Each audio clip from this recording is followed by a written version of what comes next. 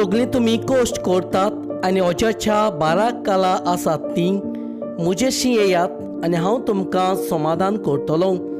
म्हजें जीव तुमचेर घेयात आनी म्हजे लागीं शिकात, कित्याक हांव दुलोभ आनी ल्हानवी काळजाचो आनी तुमच्या जिवाक समाधान मेळटलें.